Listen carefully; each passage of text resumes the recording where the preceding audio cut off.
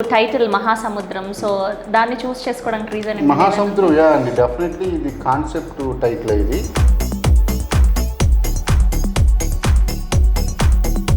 Coming to heroines, అంటే వీళ్ళని పర్టికులర్గా వీళ్ళని అనుకున్నారా ముందు నుంచి, లేదంటే? నేను ఇద్దరు ముగ్గురు ఉన్నారు. మొన్న మీ ట్వీట్ చూశాను నేను, ఒకళ్ళ గురించి చెప్పండి. చీప్ స్టార్ అని.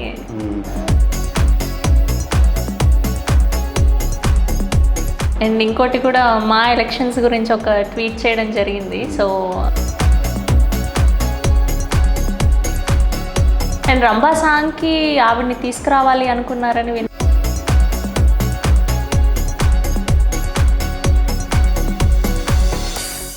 హలో అజయ్ భూపతి గారు, welcome to filmy focus. Thank you. ఎలా ఉన్నారు? మొత్తం హడావిడి అంతా ఉందా? సో అసలు ఎక్కడ చూసినా 1 వీక్ నుంచి మహాసముద్రమే కనిపిస్తుంది సోషల్ మీడియాలో మొత్తం కూడా. అండ్ అసలు ఎప్పుడు స్టార్ట్ చేశారు ఏంటి? అసలు ఫస్ట్ ట్రైలర్ చూసిన తర్వాత ఇది డబ్డ్ ఫిలిం అనుకున్నాం మేము. సిద్ధార్థ్ గారి కాంబినేషన్ రేర్ కదా. సో సడన్గా మళ్ళీ డైరెక్షన్ అజయ్ భూపతి అనేసరికి ఎక్స్పెక్టేషన్స్ చాలా పెరిగిపోయాయి మా అందరికీ. సో అసలు ఎలా స్టార్ట్ అయింది జర్నీ? ఏం లేదండి, నేను లాస్ట్ ఇయరే మాది అంతా ఓకే అయింది, కానీ కరెక్ట్గా ఇంకొక 1 మంత్ 1.5 మంత్లో స్టార్ట్ అవుతుంది మూవీ అనగా కరోనా పాండమిక్ వచ్చి స్టాప్ అయింది. స్టాప్ అయ్యి కరోనా ఎప్పుడైతే పాండమిక్ మొత్తం తగ్గిందో వెంటనే షూటింగ్ వెళ్ళిపోయాను. డిసెంబర్లో స్టార్ట్ చేసాం, ఏప్రిల్ నాటికి అయిపోయింది షూట్, ఏప్రిల్ మేలో. ఓకే. సో అసలు ఈ కాంబినేషన్ని సెట్ చేయాలని ఎలా అనిపించింది మీకు? క్యారెక్టర్స్ ఇది మల్టీ స్టార్ స్టోరీ అండి, ఇది 2 హీరోలు అవసరం. ఇద్దరు వెనుక యంగ్ హీరోస్ అయితే బాగుంటుంది అనుకుని శర్వా గారిని అడగడం, ఆయన వెంటనే ఓకే చెప్పడం, సిద్ధు గారి దగ్గరికి. అండ్ అంతకుముందు నేను మొన్న సిద్ధార్థ్ గారు ఇంటర్వ్యూ చేసినప్పుడు ఆయన చెప్పడం జరిగింది, చాలా మందికి చెప్పిండు అజయ్, కానీ ఎవరు అది ఏం లేదు, ఎవరో కాదు, ఇది 2 హీరోలు. మళ్ళీ ఇది కొన్ని కాంప్లికేటెడ్స్ ఉంటాయి 2 హీరోస్ అనేసరికి. ఓకే. ఎందుకంటే కొంతమంది రెడీగా ఉంటారు వేరే వాళ్ళతో స్క్రీన్ షేర్ చేసుకోవడానికి, కొంతమంది రెడీగా ఉండరు.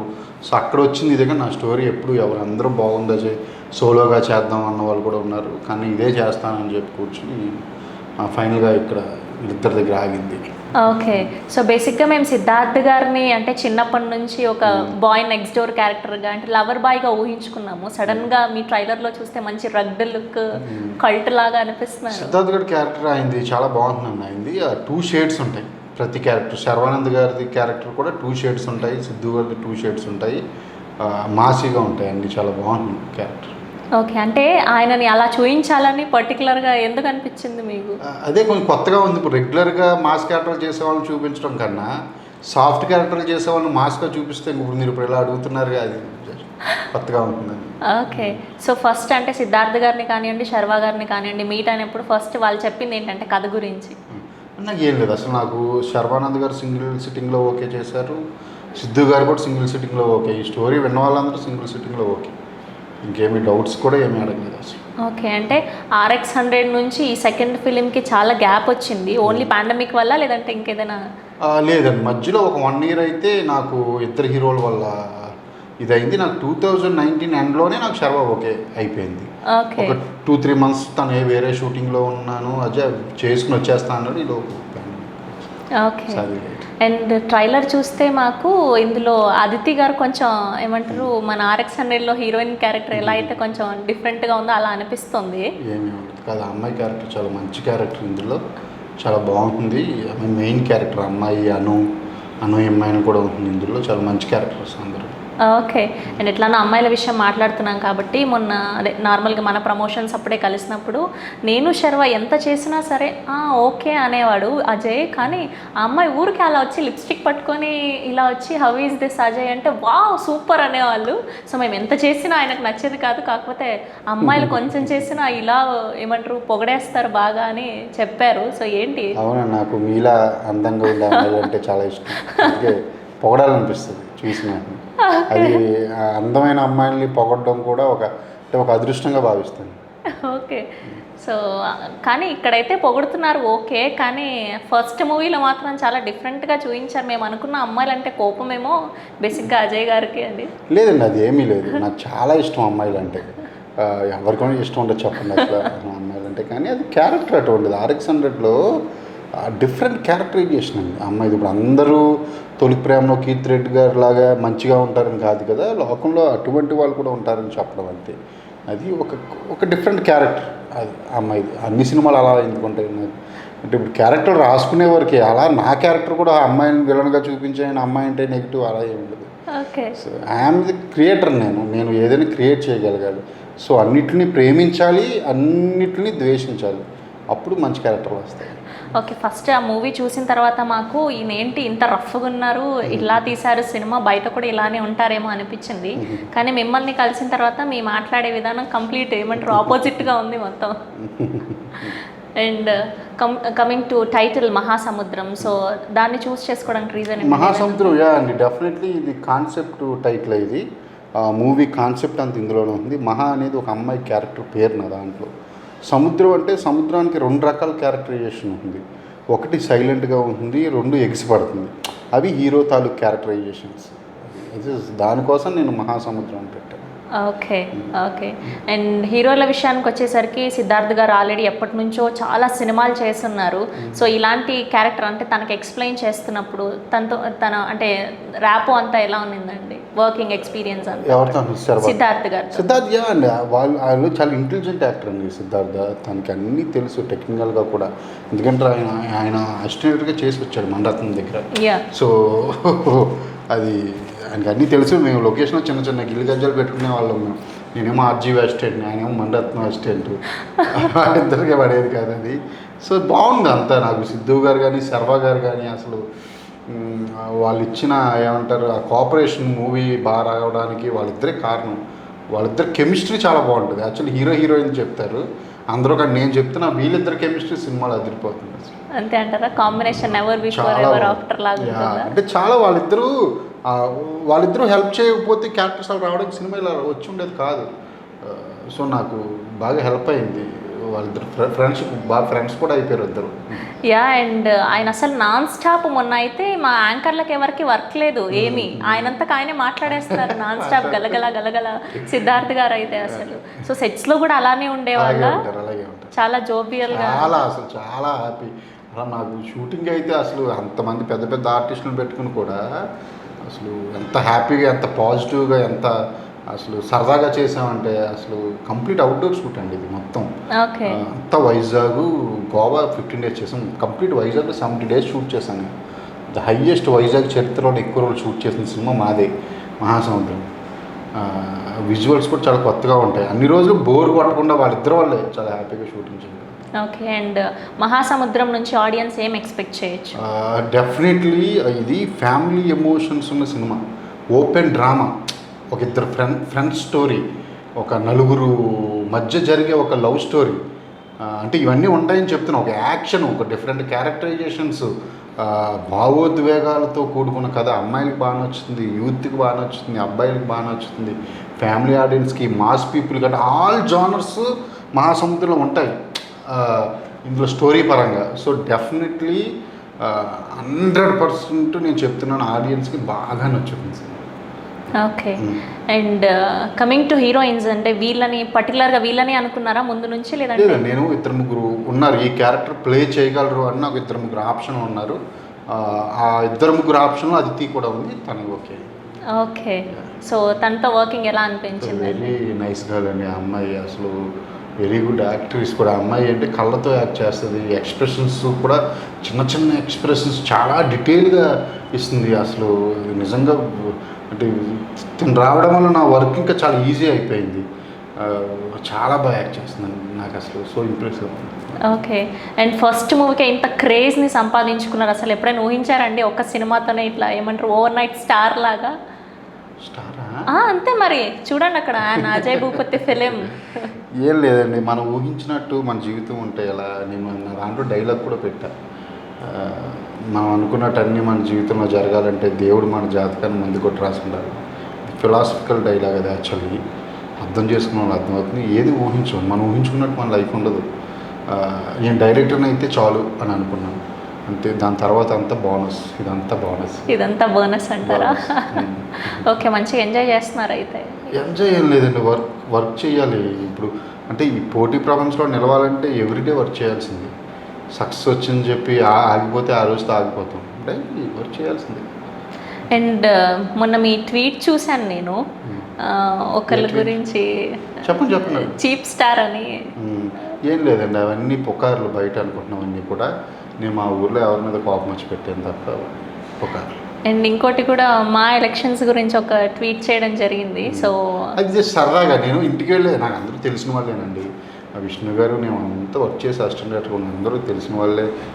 అందరూ ప్రకాష్ రాజు గారు అందరూ తెలిసిన వాళ్ళే. జస్ట్ ఇంటికి వెళ్ళేసరికి మా మదర్ చూస్తున్న డిబేట్లు వస్తున్నాయి టీవీ 9లో కొట్టుకోవడం. జస్ట్ సరదాగా పెట్టా. ఓకే, సో ఏది ఇంటెన్షనల్లీ కాదంటారు. ఓకే.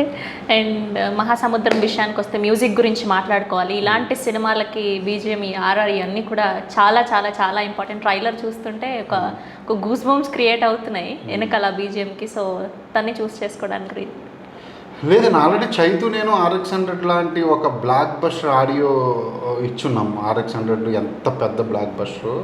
సో దాని మీద నాకేం డౌట్స్ ఏమి లేవు. స్పాన్ పెరిగినా అతను చేసేయగలడు అనిపించింది. అద్దర కొట్టాడు.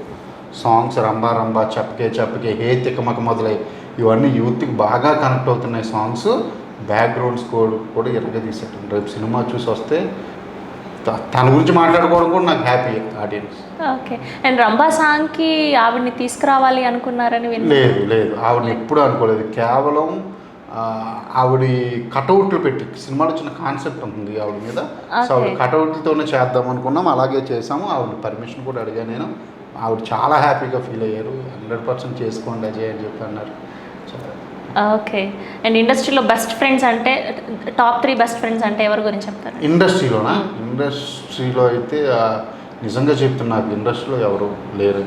మా అసిస్టెంట్ డైరెక్టర్లో 2 ఉన్నారు ఫ్రెండ్స్.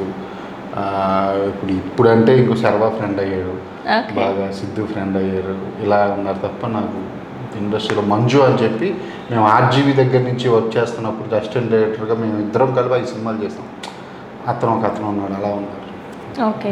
అండ్ నెక్స్ట్ ఎవరితో వర్క్ చేయాలి హీరో అంటే ఏమని చెప్తారు? అందరు హీరోలతో వర్క్ చేయాలండి. ఇక్కడ మనకున్న హీరోస్కి ఒక్కొక్క హీరోకి ఒక్కొక్క స్టైల్ ఉంటుంది. అది మన అదృష్టం ఏంటంటే తెలుగు ఇండస్ట్రీలో ఉన్న హీరోలు ఇంకో ఇండస్ట్రీలో లేరు. పైగా ఉన్న వాళ్ళందరికీ తమ అంటే ఒక స్టైల్ని ఏర్పరచుకుని ఉన్నారు, ఓన్ స్టైల్ ఉంది. సో అందరితో వర్క్ చేయాలి నాకు ఒక్కళ్ళిద్దరు.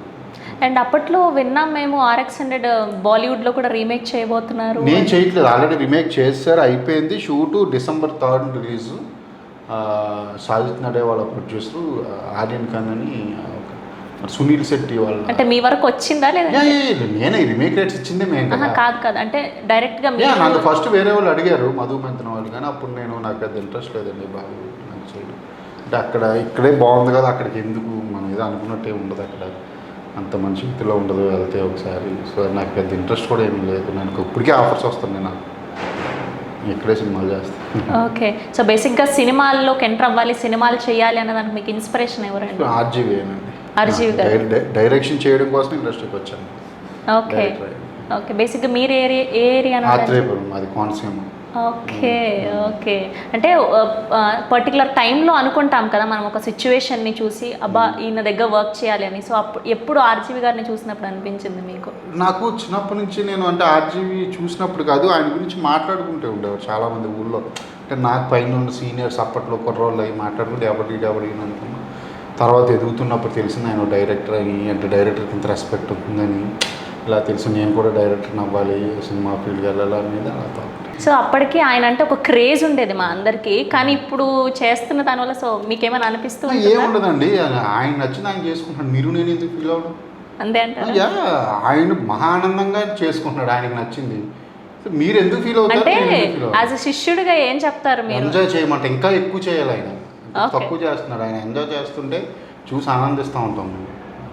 సో ఇంకా అంత ఏమంటారు, మొన్న కూడా చూసాం మేము ఏదో బయోపిక్ తీస్తున్నారని చెప్పి. ఎవరిది?